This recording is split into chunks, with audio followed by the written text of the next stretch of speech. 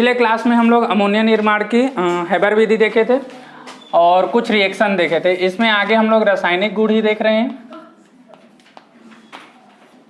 रासायनिक गुण, जिसमें थर्ड नंबर पे देखना है हम लोगों को अमोनिया की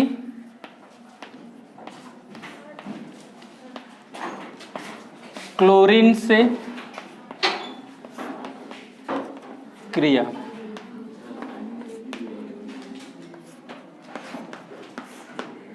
अब अमोनिया की क्लोरीन से क्रिया में हम लोग देखते हैं ये डिपेंड करता है कि क्लोरीन की जो सांद्रता है ये किस तरह से है। ठीक है, भिन्न भिन्न सांद्रता पर भिन्न भिन्न यौगिक का निर्माण होता है।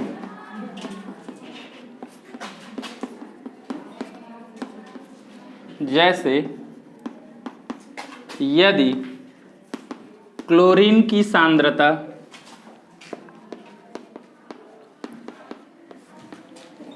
कम हो तब, देखिए अगर क्लोरीन की सांद्रता यहां पर कम होगा तो रिएक्शन कैसा होगा, NH3 लिए क्लोरीन लिए। ठीक है, मैं मान रहा हूं क्लोरीन अभी यहां पर क्या है, कम है, या जैसे मान के चल रहे हैं यहां पर कितना है, ये क्लोरीन यहां पर 2 है और ये 8 के आसपास है। तब इस केस में क्या होगा, अमोनियम क्लोराइड बनेगा।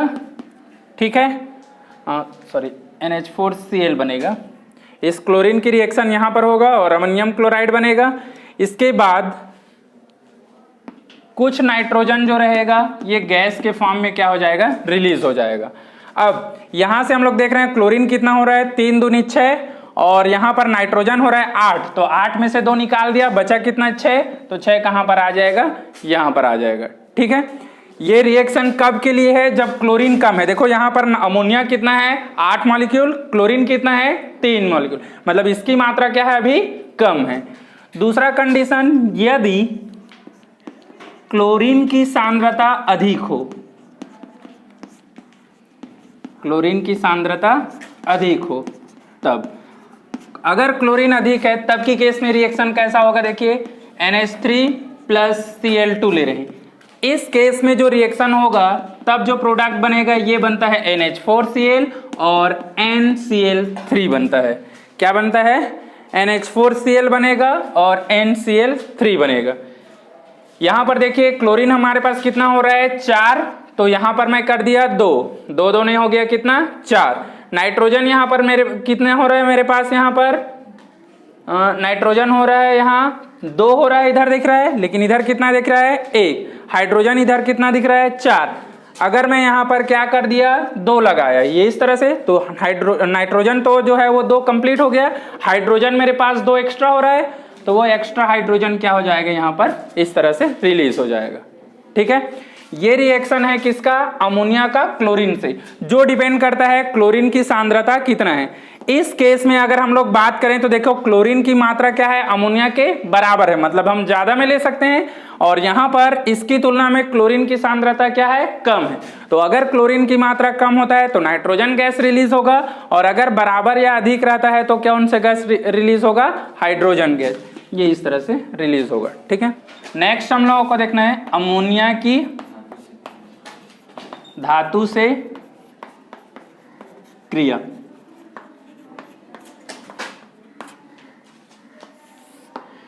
धातु से हम लोग क्रिया की बात कर रहे हैं, यहां पर हम लोग ले रहे हैं गर्म धातु, जैसे मैं ले रहा हूं कौन सा, Na मतलब सोडियम, से अमोनिया की क्रिया कराने पर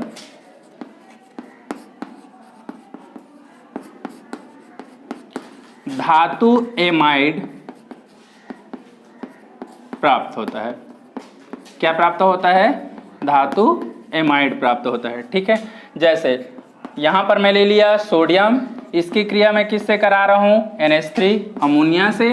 ठीक है, दोनों का रिएक्शन होगा तो हमको प्राप्त होगा कौन सा, धातु एमाइड, NaNH2 का फॉर्मेशन होगा। ठीक है, अब NaNH2 बनेगा। दूसरा जो प्रोडक्ट रहता है साइड प्रोडक्ट, वो कौन सा रहता है? Hydrogen gas. यहाँ पर हमको 2 मॉलिक्यूल लेना पड़ेगा, ठीक है। 2 मॉलिक्यूल ये लेंगे तो सोडियम भी 2 होगा, यहाँ पर प्रोडक्ट भी कितना बनेंगे? 2 बनेंगे। हाइड्रोजन यहाँ कितना हो रहा है? 3 दूनी 6, यहाँ पर केवल कितना हो रहा है? 2 दूनी 4 और 2 6, मतलब ये रिएक्शन जो है पूरी तरह से कंप्लीट है, ठीक है। नेक्स्ट है अमोनिया की जल से क्रिया। अमोनिया की जल से क्रिया। देखिए, अगर हम अमोनिया की जल से क्रिया करेंगे तो रिएक्शन कैसा होगा? NH3 है, H2O से रिएक्शन करते हैं तो यहां पर हमको प्राप्त होगा NH4OH।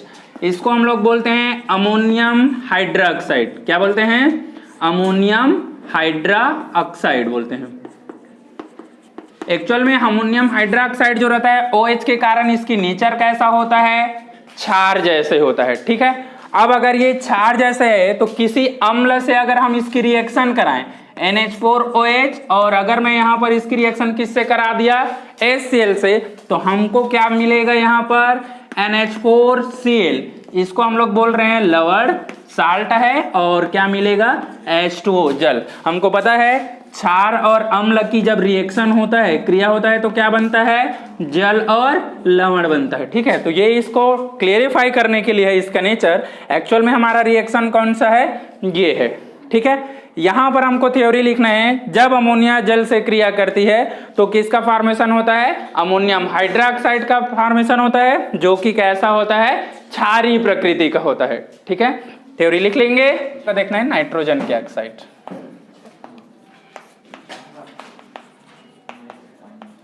नाइट्रोजन के ऑक्साइड।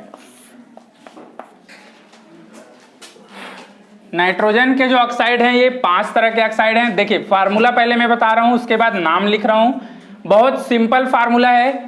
सबसे पहले में हम लोग क्या कर रहे हैं? नाइट्रोजन जो रहता है इसके ऑक्साइड जब बनाते हैं तो ध्यान रखिएगा, इसको हम लोग क्या करते हैं? N2 से डिनोट करेंगे और O से। यहाँ पर पहले नाइट्रोजन की वैलेंसी यहाँ चेंज होते रहेगा, ऑक्सीजन की सेम रहेगा। देखिए कैसे, पहला ऑक्साइड को हम N2O1 कर रहे हैं, 1 को हम नहीं लिखते हैं, ऐसा लिख सकते हैं।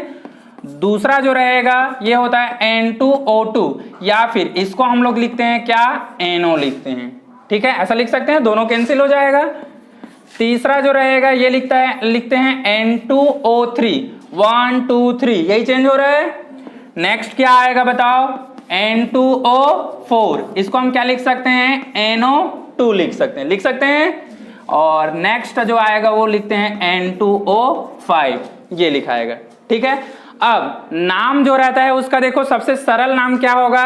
Die nitrogen oxide, die nitrogen dioxide, या फिर इसको हम लोग क्या बोलते हैं? नाइट्रिक ऑक्साइड भी बोलते हैं, ठीक है। ये उसका अदर नेम है, लेकिन अगर इसके बेसिस पर करें तो डाई नाइट्रोजन डाइऑक्साइड ऐसा बोलते हैं, ठीक है। इसको क्या पढ़ेंगे बोलो? Die nitrogen trioxide, die nitrogen tetroxide, die nitrogen pentoxide. नाम बहुत सरल है, बन जाएगा। तो ये इसका जो नाम है ये होता है कौन सा? Die nitrogen monoxide. मोनो मतलब होता है एक होता है, तो ये मोनोऑक्साइड, या फिर इसका जो अदर नेम है वो है नाइट्रस ऑक्साइड है, ठीक है। इसके लिए हम लोग बोलते हैं die nitrogen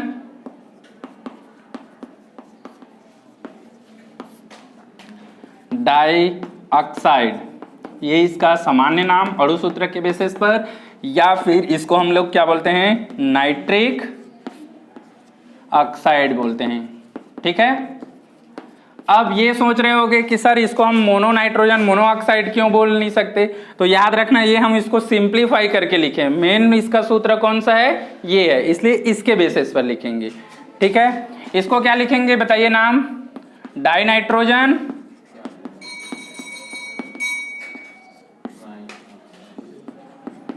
try oxide, die nitrogen क्या होगा बताओ? टेट्रा ऑक्साइड, और इसका नाम क्या होगा, डाई नाइट्रोजन पेंटा ऑक्साइड। ठीक है, तो फार्मूला बहुत सरल है, आसानी से याद हो जाएगा, कुछ नहीं करना है। N2 सब में रहेगा, 1 2 3 4 5 ये इस तरह से एक एक करके लिखना है। ठीक है, नाम भी हम सामान्य नाम ही याद रखेंगे। स्टार्टिंग के दो बस को देखना, पहला वाला है नाइट्रस, तो दूसरा वाला है नाइट्रिक है। नाइट्रस या जैसे जहां पर अस वाला रहता है उसकी संयोजकता कम होता है और इक वाला जो रहता है उसकी संयोजकता ज्यादा होता है। जैसे फेरस और फेरिक लिखते हैं, आयरन के लिए Fe+2 होता है तो इसको फेरस बोलते हैं, और Fe+3 होता है तो इसको फेरिक बोलते हैं। तो अस वाले में कम है, इक वाले में ज्यादा है। सेम ऐसे Cu+2 क्यूप्रस क्यूप्रिक बोलते हैं। तो जहां अस वाला रहेगा वहां कम होती है और जहां इक वाला रहता है वहां ज्यादा। सेम कंडीशन नाइट्रस और नाइट्रिक याद आ जाएगा। नाइट्रस मतलब यहाँ पर 1 है और नाइट्रिक बोलेंगे तो वहां पर 2 रहेगा करके। ठीक है, चलिए नेक्स्ट हम लोगों को देखना है नाइट्रिक अम्ल।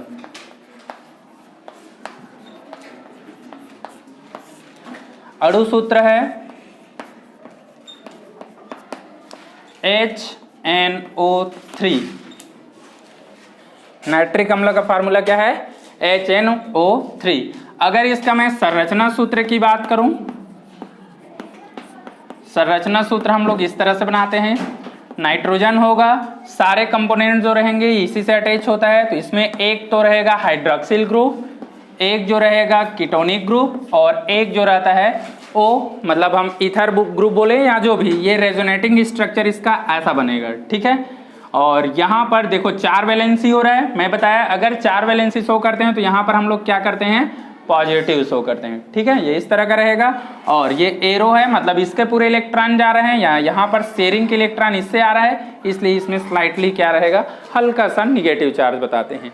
ठीक है, ये इसका संरचना सूत्र है, बुक में सीधा इस तरह से दिया रहता है। अब मैं चाहूं तो इस लोन पेयर को अगर यहां करूंगा तो ये फिर कहां चला जाएगा, यहां। तो इसकी सूत्र जो है ऐसा भी बन सकता है,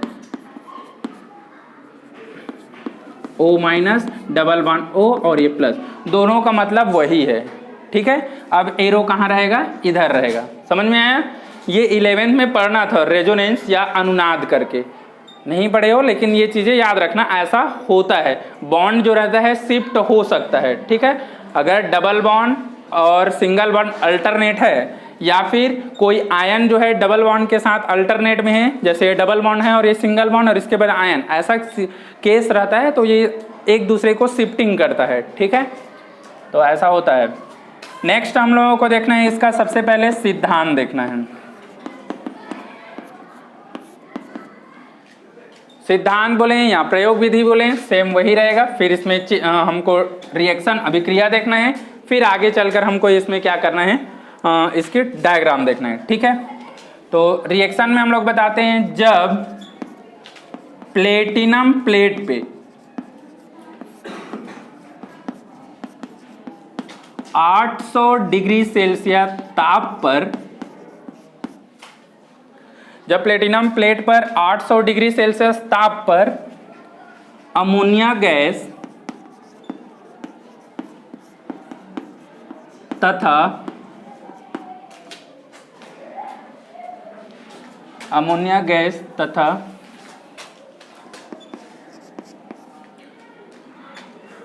शुद्ध शुष्क वायु, इसमें एक्चुअल में हम लोग लेंगे कौन सा, ऑक्सीजन, को प्रवाहित किया जाता है,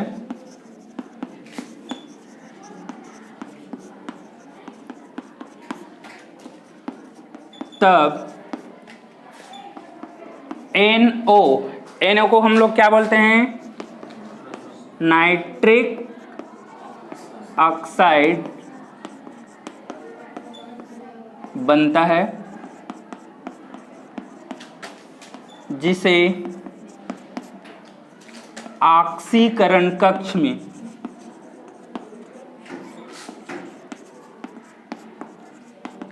भेजा जाता है।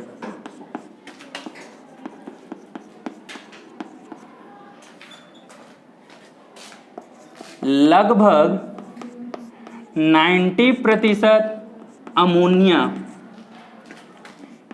NO में परिवर्तित होती है। ठीक है, ये है हमारा पहला स्टेप। डायग्राम अभी देखेंगे। 3 चेम्बर बनेगा। एक जो पहला चेम्बर रहेगा ये इसी के लिए रहता है, जहां पर क्या हो रहा है, ये प्लेटिनम प्लेट रहेगा। ठीक है, दूसरा जो चेम्बर रहेगा उसको हम लोग क्या बोल रहे हैं, ऑक्सीकरण कक्ष बोलेंगे। और तीसरा जो कक्ष रहता है उसको हम लोग बोलते हैं शोषक कक्ष, जहां पर ये क्या होगा, शोषित होगा। ठीक है, तो ये है ऑक्सीकरण कक्ष में भेजेंगे, मतलब पहला वाला जो चेम्बर रहता है वहां पर ये रिएक्शन हुआ। ऑक्सीकरण कक्ष में क्या होगा, जब NO ऑक्सीकरण कक्ष में पहुंचता है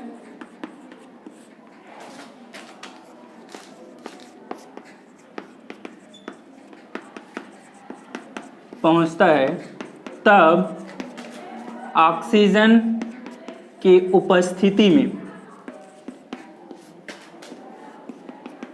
यह NO2 का निर्माण करता है। ठीक है, मतलब पहले चेम्बर में क्या बना, NO, दूसरे चेम्बर में क्या बना, NO2।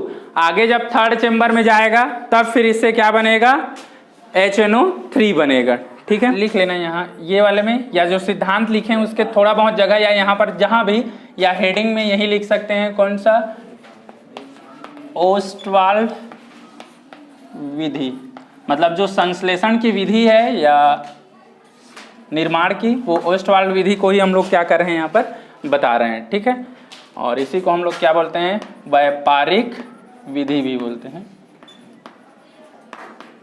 क्वेश्चन दोनों अलग अलग करके देता है। आगे NO2 को शोधन कक्ष में भेजा जाता है, जहां ऊपर से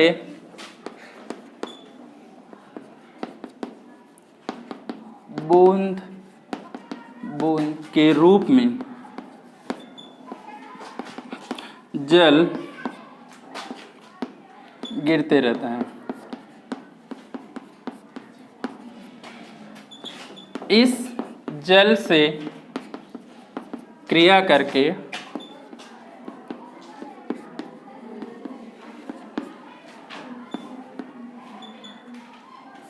HNO3 का निर्माण होता है या करता है, ये इस तरह से लिख सकते हैं। ठीक है, अब देखिए अभिक्रिया किस किस तरह से होगा। जैसा कि मैंने 3 कक्ष बनाया, तो 3 तरह के रिएक्शन हम लोग बताते हैं। सबसे पहले हम लोग लिए कौन सा, अमोनिया। इसकी रिएक्शन हम लोग किए किससे, O2 से, ऑक्सीजन से। क्या बनेगा, मैंने बताया यहाँ पर सबसे पहले तो NO बनेगा, ये बताया। दूसरा प्रोडक्ट जो बनेगा वो क्या बनेगा, यहाँ पर H2O बनेगा। ठीक है, अब यहाँ पर बात करते हैं किसकी, नाइट्रोजन की। नाइट्रोजन यहाँ कितना दिख रहा है, 4, यहाँ पर कितना दिख रहा है, 1। ऑक्सीजन को पहले बैलेंस करते हैं, 2 है, ये 2 हो रहा है, नाइट्रोजन 4, यहाँ पर रुकिए, ऐसा 4 किए। अब कितना हो गया, 6 4 10, तो ये हो गया कितना, 5O2 हो जाएगा। ठीक है, ये हो गया पहला रिएक्शन, जिसमें क्या बना हुआ है, देखो नाइट्रिक ऑक्साइड है, ये होगा नाइट्रिक ऑक्साइड। अब दूसरे कक्ष में, ये तो पहला वाला कक्ष हो गया, उत्प्रेरक कक्ष बोल सकते हैं। नेक्स्ट वाला जो कक्ष होगा उसको हम लोग बोल रहे हैं ऑक्सीकरण कक्ष, जहां पर NO की रिएक्शन फीड से किससे होगा, ऑक्सीजन से। अब रिएक्शन के बाद ये किस में कन्वर्ट होगा, NO2 में कन्वर्ट होगा। ठीक है, तो यहां से अगर हम बात करें, अगर मैं इसको लिया 2, ठीक है, और इसको भी 2 लेता हूं, तो रिएक्शन कंप्लीट हो रहा है। 2 और 2 4, 2 और 2 4, सारे बैलेंस है। ये दूसरे कक्ष का है। तीसरे कक्ष में क्या होगा, NO2 जो रहेगा, अब ये किससे रिएक्शन करता है, H2O से। तो H2O से जब इसकी रिएक्शन होगा तो क्या बनेगा, HNO3 बनेगा, और कुछ अमाउंट किसकी बनता है, HNO2 का भी बनता है। ठीक है, दोनों तरह के अम्ल बनेंगे, कौन कौन सा, HNO3 और HNO2। 2। देखिए 2 2 4 और 1 5, 3 और 2 5। हाइड्रोजन कितना है 2, हाइड्रोजन कितना है 2, नाइट्रोजन कितना है 2, नाइट्रोजन कितना है 2। तो ये इस तरह से दो तरह के अम्ल बनेंगे।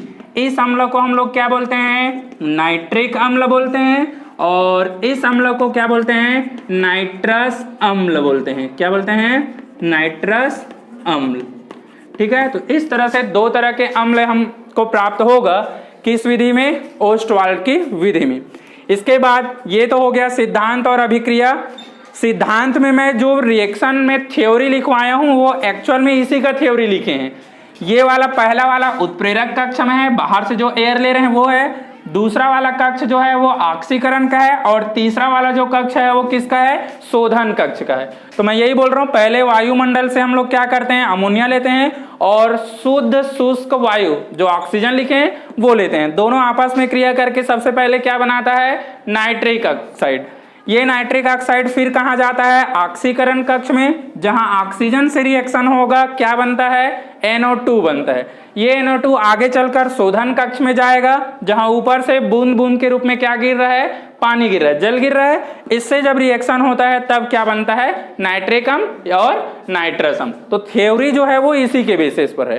ठीक है, अलग से थ्योरी याद नहीं करना। जैसा कि मैं बार बार बोल रहा हूं, या तो इसको याद करो तो ये बन जाएगा, या फिर इसको याद करो तो वो बन जाएगा। ठीक है।